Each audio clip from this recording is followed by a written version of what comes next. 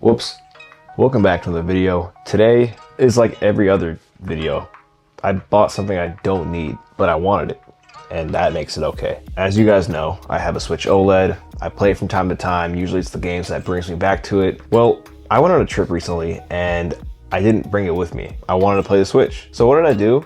I went to a secondhand gaming store. Japan is full of them. And I found a Switch Lite, and it was only $100 with the conversion. It was about $105 with tax, which is pretty good. I think the Switch Lite retails for $200. So if buying it this with a box, I was expecting it to be used and not in the best condition, but I bought it and I opened it and it looked pretty much untouched. I mean, I have it right here. Now I do have a crappy screen protector on it. I'll replace that eventually with glass maybe, but it's in pristine condition. There's no gunk. It all pretty much looked like it wasn't even used at all. The only thing that looked a little beat up was the charging cord. I had it right here actually. The only indication of that was that there's a little mark on the side, but I don't care. It's just a USB-C charger. Now, the Switch Lite has always piqued my interest because I normally play my Switch in handheld mode unless I'm playing with friends.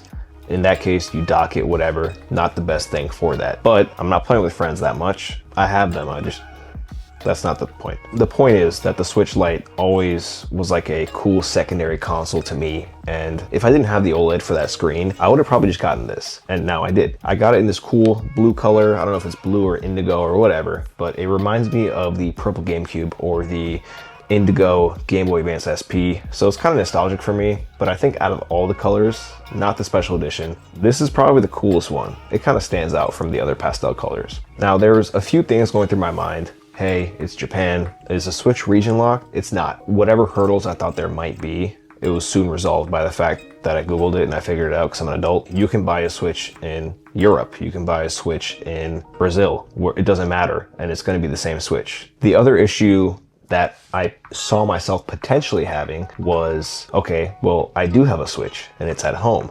And I'm not home right now. And I've seen online that there's all these complications with save data backups and transferring stuff. So I wasn't very optimistic. I was thinking, okay, well, will I have to make a new account or whatever? But no, like you log into your account and then it just syncs everything. And I was able to download my digital games and then transfer the saves over. Now I do have a Switch Online membership and I don't know if that's the reason I can do it so seamlessly, but I'm not complaining. I paid the membership. That's good for me, right? So the cloud transfers were clutch, and this is, I mean, there's no difference performance-wise or anything between this and my Switch OLED at home. So why did I buy a Switch?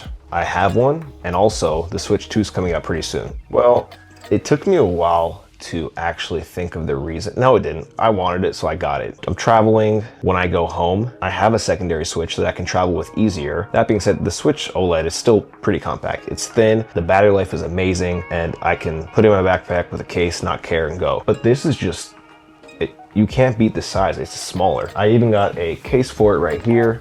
I've been picking up stuff here and there, and even with this case, the footprint is still pretty small. And the case even comes with little sleeves and everything. So slowly picking up stuff for it because I like to take care of my tech. I get something, I get a case, I get a screen protector because I might sell it in the future. I want to make sure the person who buys it from me is getting a good product. I have a lot of physical games at home and I couldn't play them. So what else did I do? I got some Japanese games. That's another hurdle that I discovered is that a lot of games, for example, Echoes of Wisdom. This is a game that I was interested in, but I didn't actually make the plunge in getting it because I have a lot of backlog games right now. I looked up online and this game actually changes its region based off the region that your Switch is on. So the second I put it in, it was in English. And a lot of these games in Japan are actually cheaper. Like Echoes of Wisdom, I got a used copy without the gold points redeemed and it was only $38. Whereas if you go to the eShop, it's at least 60, I think. Also, another game that I've been wanting to play because I played the demo way back then, Daemon X Machina. This game is not that cheap in the States. Like it's actually kind of hard to find. I only looked in Amazon and I'm not talking about full price. I got this for $15 and this is me converting it. The other game that I got that I made a short on recently is Pokemon Brilliant Diamond.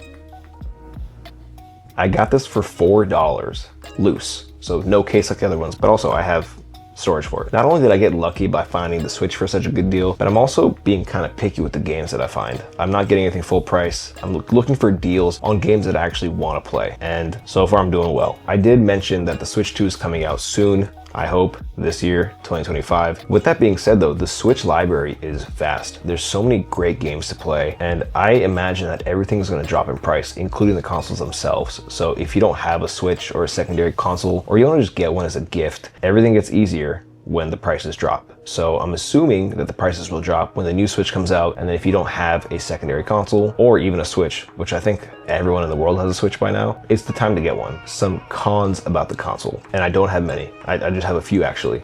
The ergonomics are fine.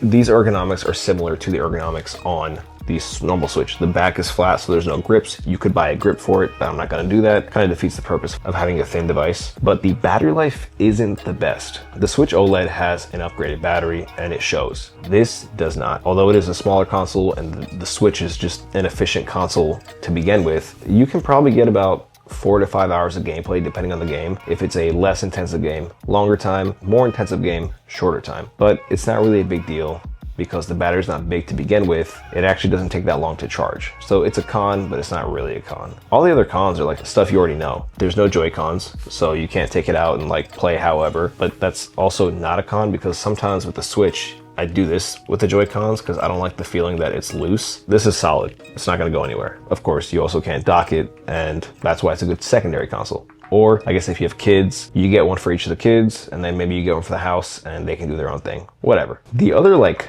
tertiary, did I use that right? The other reason I was looking into a Switch Lite was because the modding scene around the Switch is pretty cool.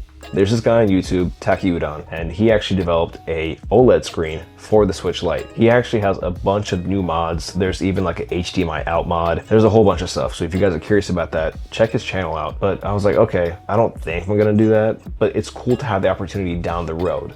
You know, I have a bunch of modded older retro devices, you know, like the Wii, GameCube, even PS3, and I don't see why this device can't be one of those in the future. You can definitely do it now, but it's just gonna get easier in the future once Nintendo stops caring about the Switch. And overall, it's just a fun time. I always get distracted, and I want to use this carefully, but I think distracted is the right word. I get distracted by all these AAA games coming out for the PC or Xbox or PS5, and sometimes it's nice to kind of just chill and play a single player game rather than a multiplayer game that's popular. I am pretty in touch with retro stuff because I grew up on a lot of retro stuff. So I do enjoy taking a break from the multiplayer games, playing with friends and playing single player games, but forcing myself to play a Switch kind of puts me in that lane. And again, like this isn't my only device. I have my MacBook, which isn't really a gaming device, but I also have my ROG Ally.